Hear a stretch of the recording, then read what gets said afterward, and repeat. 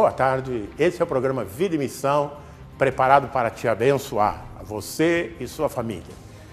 Nossa equipe preparou um programa muito bonito, muito inspirador. Fique conosco, que Deus há de te abençoar. Amém. No programa Vida e Missão de hoje, você assiste no quadro Bom Diálogo a entrevista com a bailarina e terapeuta corporal Mônica Pimenta. Desfrute de uma reflexão bíblica com o bispo Paulo Lockman. E assiste uma reportagem sobre ação social em uma das igrejas metodistas aqui no estado do Rio de Janeiro. É agora, no Vida e Missão.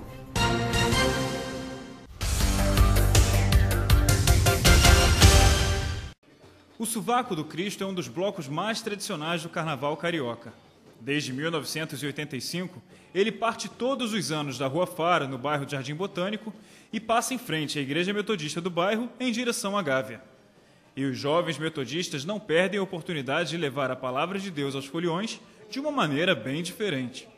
A gente resolveu aproveitar a oportunidade do nome e, com um nome não fique só no sovaco, conheça Cristo por inteiro, oferecer águas para ele, mostrando que a água é um sinal da água da vida, que é Cristo. O trabalho surgiu há 10 anos com um pequeno grupo de jovens. A iniciativa deu tão certo que diversos outros departamentos da igreja decidiram se unir. Através desses jovens, a igreja se empenhou em acompanhar também e a igreja despertou para o evangelismo em si. Ao passar com o bloco, os foliões recebem dos metodistas água fresca, abanador e panfletos evangelísticos. Alguns pedem também oração. E os frutos do trabalho já foram testemunhados pela igreja. Já tiveram pessoas que a gente sabe que depois de um dia inteiro no bloco, chegaram em casa, olharam, pegaram no bolso um folheto e leram o folheto. Teve um caso de um menino específico que voltou aqui na igreja e contou o caso dele de ler um folheto e de voltar para Jesus. Este ano foram entregues mais de 2.500 copos de água.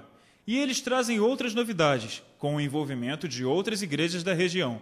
A gente convidou algumas igrejas aqui da nossa região para participar, aumentar realmente o exército de Cristo aqui, a evangelização. Então hoje a gente está com um número maior de pessoas que vão estar à frente evangelizando, abordando as pessoas. Isso é interessante. Com o slogan Não Fique Só no Sovaco, Conheça Cristo por Inteiro, os jovens da Igreja Metodista do Jardim Botânico têm atraído a atenção de moradores e foliões. A criatividade do grupo metodista chegou a ser notícia em um jornal de grande circulação. A gente vê que as pessoas reagem ao slogan de uma forma muito positiva, com muito respeito. E fica marcado. Muito bacana. E o que se vê é que os que passam pela igreja saem renovados. Acho que o grande diferencial é mostrar para o público que passa que a igreja está aberta para recebê-los. Mostrar o amor de Deus, né? Muitos passam e até questionam. Por que vocês estão fazendo isso, distribuindo água para a gente? E a gente fala, olha, a gente quer mostrar para vocês que Deus ama. Ele está aberto para receber, a igreja está aberta para receber, sem qualquer tipo de preconceito. Todos são bem-vindos. A igreja entende o quê? Que por mais que um carnaval possa dar alegria, a alegria verdadeira e permanente vem de Jesus, não é? Jesus é a água que mata a sua sede e a alegria que vai durar até depois do carnaval. Olá, bom dia. Estamos começando mais um Bom Diálogo, hoje mais cultural, porque nós recebemos aqui a bailarina e terapeuta corporal Mônica Pimenta, que desenvolve uma oficina permanente junto ao Centro Coreográfico do Rio de Janeiro. Tudo bem, Mônica? Tudo bem. Seja bem-vinda ao nosso programa. Bom dia, Mônica, obrigada. Como você começou o seu envolvimento com a dança? Olha, comecei cedo. Eu comecei assim, eu tinha mais ou menos uns 5 anos, quando a minha mãe começou a me botar para fazer aula na escola. E aí isso foi seguindo.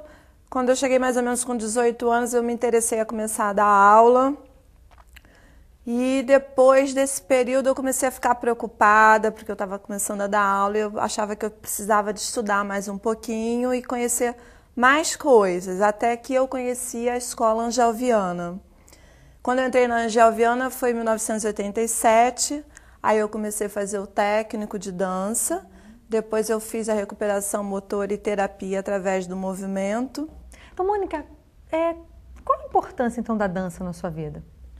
Olha, na verdade, assim, eu comecei a entender foi dentro da escola de Angel, né? A importância da dança, não só da minha vida, mas também das relações que eu comecei a fazer com outras pessoas através da arte, né? Eu acho que vejo a dança como uma arte de comunicação, né? Que você está não se exibindo, eu aprendi isso, você não está se exibindo para o público, né? Eu acho que o mais lindo é saber que você está trocando alguma coisa com ele, né? E eu acho também que quando eu estou dançando, eu estou falando não só de mim, mas eu estou falando de emoções que não passam só pela minha vida, mas de temas que abrangem a sua, do outro, né? E também, quando você está levando a arte para o público, cada um tem uma possibilidade de interpretar, que é muito pessoal, né? Então, é diferente quando você vai ver uma exposição onde está tudo escrito, descrevendo, né? Ou quando você vai ver uma exposição que você possibilita o espectador a ter a sua interpretação. Então, a dança, você não está usando palavras. A partir dessa sua experiência, né, o que você criou a hidrodança, fala um pouquinho disso pra gente. Pois é, aí a hidrodança foi consequência desses anos estudando na Escola Angel Viana.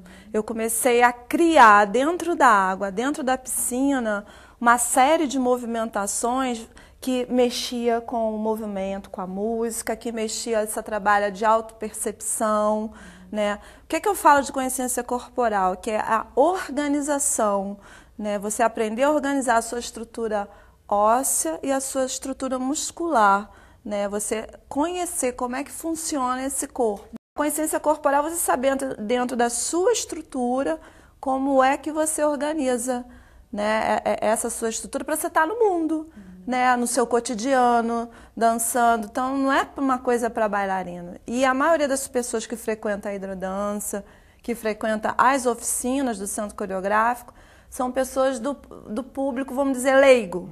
Né? São as pessoas que estão aí no dia a dia, com 1000 profissões, que não tem nada a ver com dança, mas que adoram essa possibilidade de mover, de escutar uma música, de se emocionar, né, gente? Como é que você trabalha com a dança e a arte dentro da igreja? Então, na igreja, eu comecei a ser convidada para fazer... vai ter desfile de moda, né? Então... Aí me convidavam para fazer uma preparação corporal ali das meninas, como é que elas iam caminhar, como é que elas iam passar naquela passarela, como é que elas iam se colocar. Vai ter uma festa, vai ter uma coreografia. Aí eu chegava e era convidada para organizar aquela estrutura de coreografia no palco, né? Então é possível você ser cristão e também ter uma vivência cultural, né? Conhecer em geral sobre artes, e ser também lá fora, no meio cultural, uma referência, né? Um testemunho cristão. Sim, claro, porque eu acredito assim, eu vou falar por mim, porque assim, o que eu sou dentro da igreja, eu sou fora da igreja, né? Então, a Mônica que eu carrego tá ali quando eu estou me relacionando com os meus amigos no meio artístico, tá com as pessoas com quem eu estou interagindo dentro da igreja, né? E eu acho que isso é possível sim no exercício do dia a dia. Isso contribui de que forma, né? Porque às vezes as pessoas ficam muito fechadas ali, não se envolvem com nenhum outro tipo de arte fora da igreja. Pensar na cultura, na vida do cristão, eu penso que quando ele sai daquela estrutura da igreja, ele começa a frequentar outros espaços de teatro, né, de cinema, a possibilidade de estar trocando. Eu acho que ele começa a ampliar a capacidade dele de novos conhecimentos. Então, eu acredito que quanto mais o ser humano adquire conhecimento, mais possibilidade dele pensar. E aí, eu imagino que a gente consegue ouvir melhor o que o outro está podendo dizer. Você tem um blog voltado para essa questão de terapia corporal e artes em geral? Olha, então, eu tenho um site, que foi um site que eu criei para mim, para falar do meu trabalho, que é o www.monicapimenta.com.br. Você teve em cartaz recentemente também com uma performance no Teatro Cacilda Becker, né? Isso. Fala um pouco sobre esse trabalho pra gente. Então, a performance no Cacilda Becker foram 3 dias, resultado de uma oficina de alguns meses entre a dança e o teatro, que foi a direção da Andréa Elias e do Norberto. E ter trabalhado com essas pessoas foi conhecer, né, outras pessoas que me possibilitaram ir mais a fundo no meu trabalho, a falar para mim, você pode ir mais. Adoro trocar, eu sou apaixonada. Tô adorando estar aqui hoje. Obrigada pelo convite. A gente também gostou muito da sua presença aqui conosco. Isso, obrigada, gente. Foi ótimo, eu tô apaixonada, Mônica. assim, também tá aqui, tô super feliz. Muito obrigada, foi um prazer pra gente também, né, Diego? Com certeza o pessoal de casa tá adorando, né? Claro, a cultura sempre acrescenta, né? É verdade. E você aí de casa, continue trocando experiências conosco através da mensagem do Bispo Paulo Lockman. Você pode contribuir com o programa Vida em Missão e os projetos da Igreja Metodista no estado do Rio de Janeiro. Associação da Igreja Metodista, Banco Bradesco, agência 1414-1, conta corrente 0045452-4. Já se programou para os eventos da Igreja Metodista esta semana? Não? Então anote. Amanhã, o Ministério Sarando a Terra Ferida se apresenta na Igreja Metodista Central em Teresópolis, às 19 horas, durante culto especial. Na quarta-feira, a Igreja Metodista em Vila Isabel convida você para um momento de louvor e oração na tarde com Cristo, às 3 horas. Quinta-feira é dia de culto da vitória na Igreja Metodista Central em São Gonçalo. Venha adorar a Deus a partir das 7h30 da noite. Os jovens da Igreja Metodista em Pilares realizam um luau na Praia da Barra, com muita música e diversão. Nesta sexta-feira, às 10 horas da noite. Você não pode perder. Agora que você já sabe o que vai rolar, convide outras pessoas e venha. Estamos esperando por você. Boa tarde, é com grande alegria que o programa Vida e Missão chega até você neste momento de reflexão da Palavra de Deus. Convido você a ler comigo na Palavra de Deus, no Evangelho de João, capítulo 4, do verso 31 ao verso 35, que diz assim: Neste ínterim, os discípulos lhe rogavam, dizendo, Mestre, come. Mas ele lhes disse, uma comida tenho para comer que vós não entendeis. Diziam então os discípulos uns aos outros, ter-lhe-ia porventura alguém trazido o que comer? Disse-lhes Jesus, a minha comida consiste em fazer a vontade daquele que me enviou a realizar tal obra. Não dizeis vós que ainda há 4 meses até a ceifa? Eu, porém, vos digo, erguei os olhos, vede os campos, pois já branquejam para a ceifa. Esta palavra de Jesus, este momento no ministério de Jesus, é um momento marcado por algumas definições e até por quebra de paradigma. Jesus está em terra dos samaritanos. Quem conhece as Escrituras Sagradas sabem das restrições que no tempo de Jesus eram feitas aos samaritanos, às aldeias samaritanas, ao território samaritano. Hoje ainda nós falamos de preconceito racial, preconceito contra o pobre, preconceito contra a mulher, preconceito de várias naturezas. Mas isso é muito inerente à condição humana. O ser humano rejeita o que não conhece, rejeita o que é diferente. Todos nós gostamos de perpetuar aquilo que nos é conhecido e aquilo que nos agrada à primeira vista. E isso não era diferente no tempo de Jesus. E a razão pela qual os judeus tinham tais resistência aos samaritanos está ligada à queda do Reino do Norte, em Samaria, a maneira como os assírios faziam a dominação, tomando as maiorias das lideranças, os chefes das famílias, e levando para a terra deles e trazendo povos já conquistados para ocupar aquela terra, para criar o desarraigar da terra, né? E facilitar a dominação que eles faziam.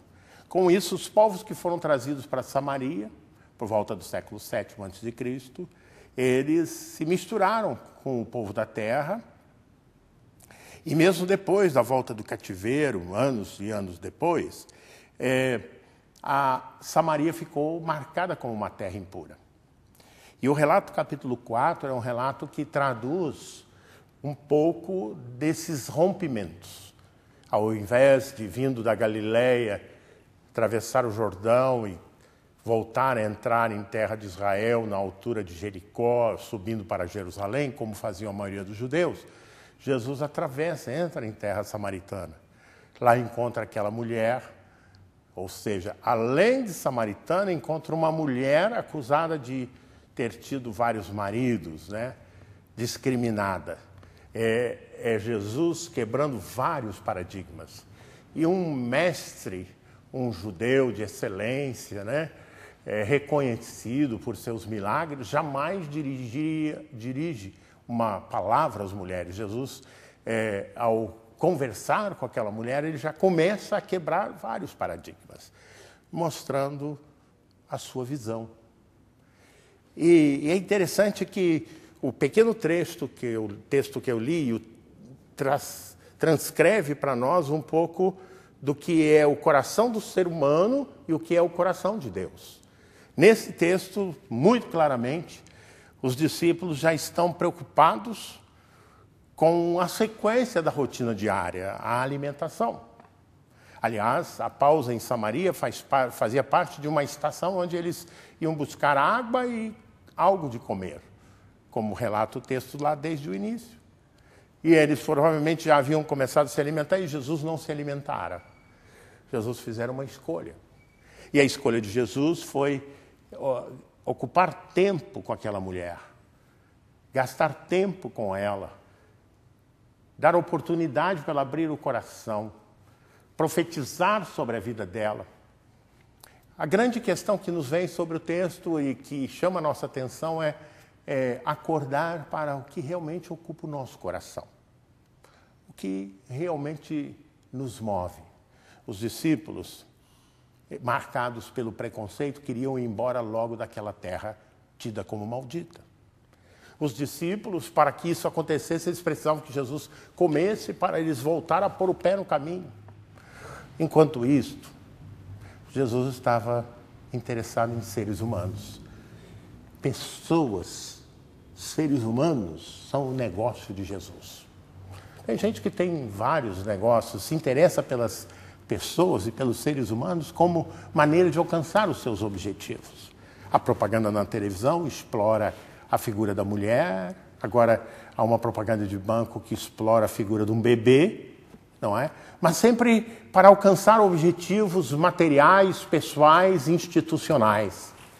Mas quando Jesus para e olha para aquela mulher, ele está interessado no destino eterno da alma daquela mulher. Mas não só no destino eterno, mas Jesus está interessado também nas coisas pequenas da vida daquela mulher.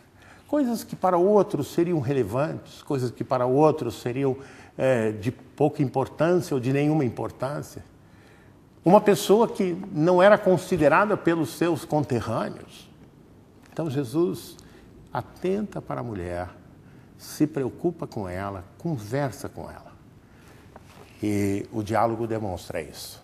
O diálogo demonstra claramente isso, né? Eu estou interessado numa outra comida, uma comida que vocês não conhecem. Ou seja, não é isso que vocês vão ingerir, que perecem e que depois vocês vão ter que comer de novo. Do mesmo modo que ele falou para a mulher, a água que eu te der fluirá em você uma fonte para a vida eterna. Jamais terá sede. E ela disse, dá-me de beber desta água.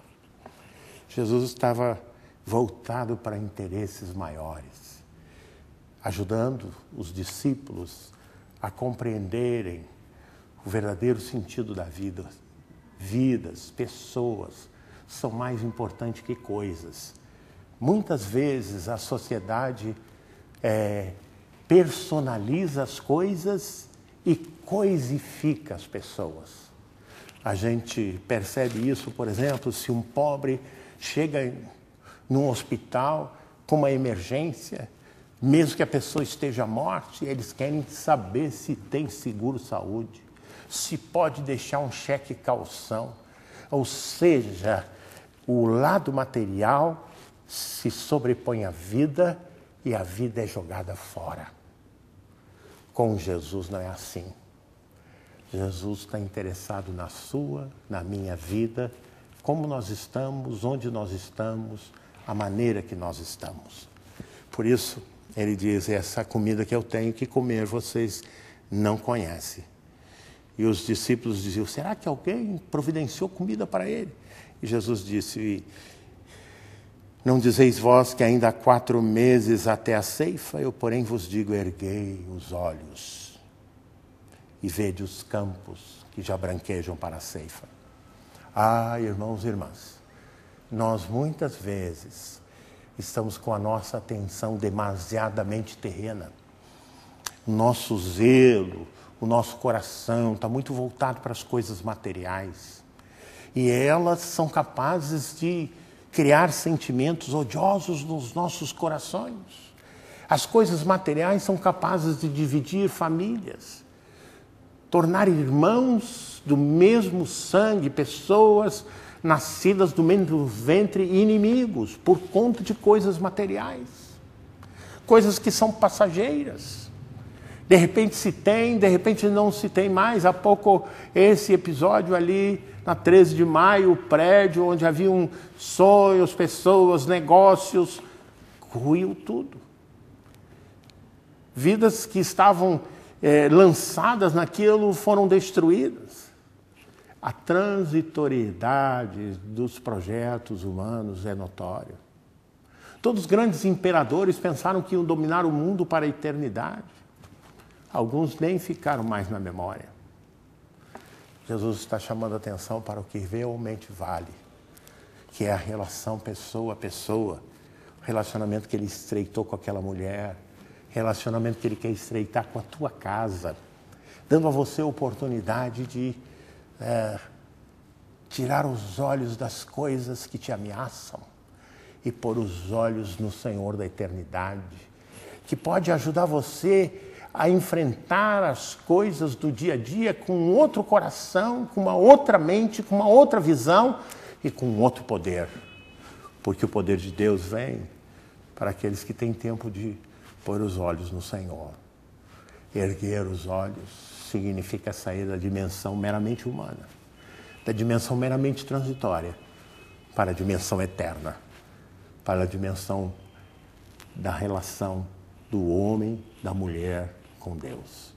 Que Deus te ajude a vencer esses limites que estão tirando a alegria do seu coração e redescobrir Deus na sua vida, a convidar a Jesus a controlar a sua vida.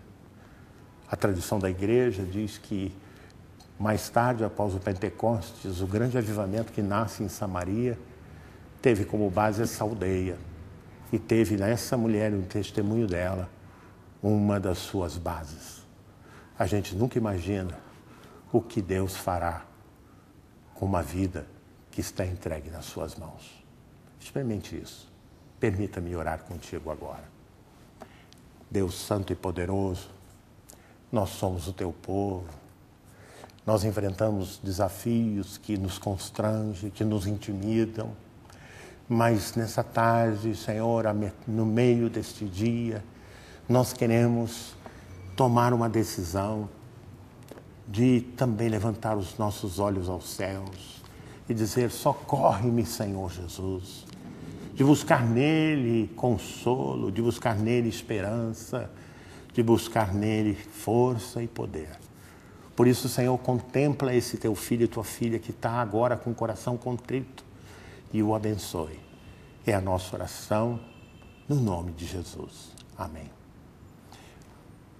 Esse é o programa Vida e Missão. Essa é uma oportunidade de decisão e uma oportunidade de ser abençoado. O meu convite é volte a estar conosco. que a bênção que você sentiu nesse instante, Deus tem preparado muitas outras no próximo sábado, no programa Vida e Missão. Que Deus te abençoe. Amém. Entoarei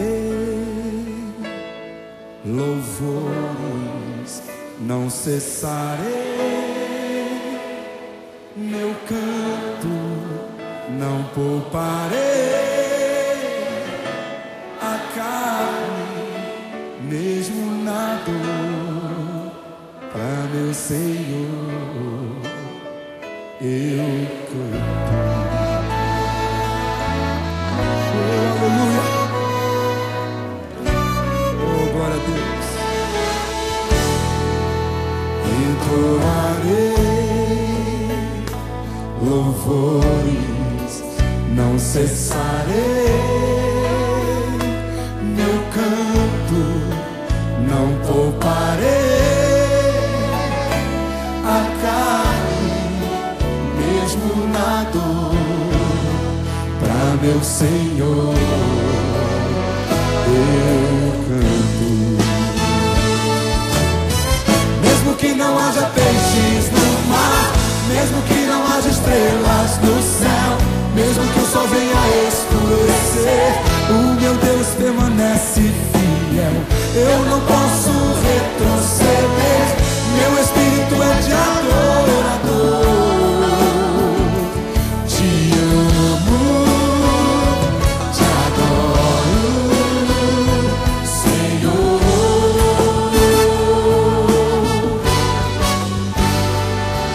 Aleluia. Entoarei, canta, igreja, louvores, não cessarei, meu canto não pouparei, a carne mesmo na dor, pra meu Senhor eu canto. Mesmo que não haja peixes no mar, mesmo que não haja estrelas no céu, mesmo que o sol venha escurecer, o meu Deus permanece fiel. Eu não posso retroceder, meu espírito